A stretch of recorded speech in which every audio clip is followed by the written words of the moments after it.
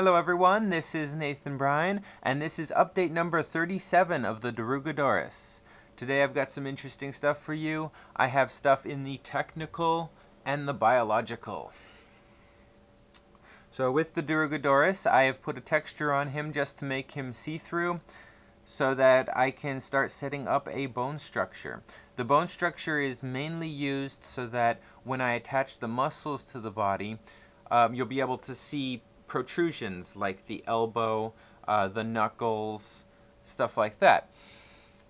And what I've worked on so far has been pretty much just the humerus, radius, and ulnas for the wings and the arms, the humerus, the tibia, fibula, the metatarsals, and I've just kind of been putting those together.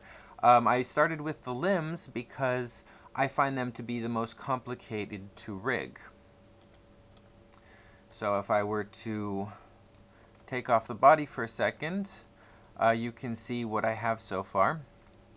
The problem with the arms and the legs that make them a little more difficult than the rest of the body are the fact that the radius and the ulna rotate around each other when the creature rotates its wrists. So if I were to grab its wrists and turn it, you're going to see that the two bones rotate around each other. Stay pretty much, still up at the elbow area, but rotate around the wrists. This is complicated, but the way that I have solved it is by using an aim constraint. I have two joints at the top that the bones are parented to, and then two joints at the bottom that are parented to a new joint that rotates around the wrist. So as the wrist rotates, this new joint rotates in a similar fashion, causing the aim to function the way I want it to, and the bones to rotate around each other. This is important for creatures that do a lot of movement in their arms.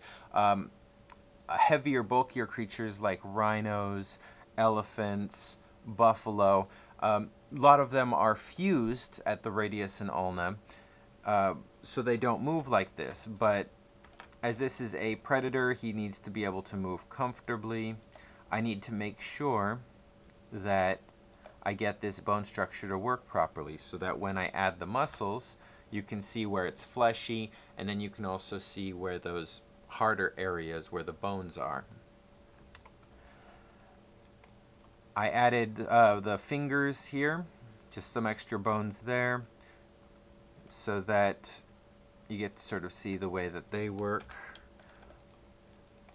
The fingers were pretty simple. I kind of just added them at the last minute, but the radius and ulna are exactly the way that I want them on both the arms and the wings. For the hind leg, you're going to see the femur and the tibia and fibula, and as I said, the metatarsals for the feet. I kind of fuse them together with the tarsals.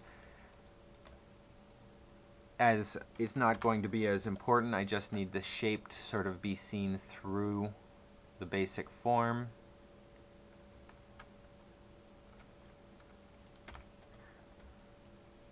I also added a flap here.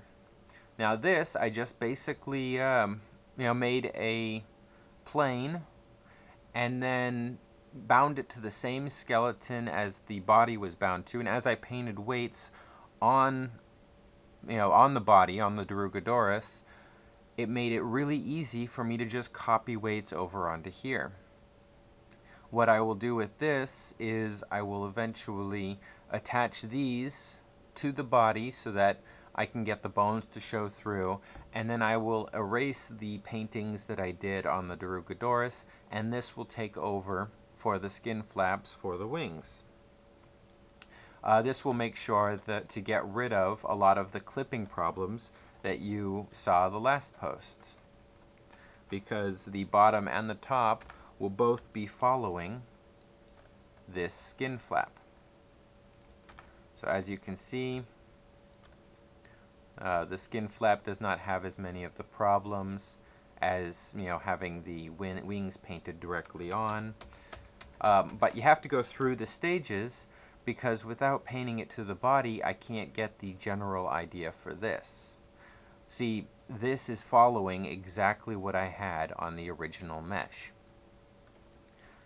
So when I copy it over and erase the original weights on the wings, this is going to be taking over. And this is exactly the same thing, only it's copied on the bottom and the top. You're not going to see one mesh showing through on another. So that's the update for today. I find this entirely interesting. My dad, who's a scientist, is going to love this when he sees it. I hope you all enjoyed it too. Have a great afternoon and happy rigging.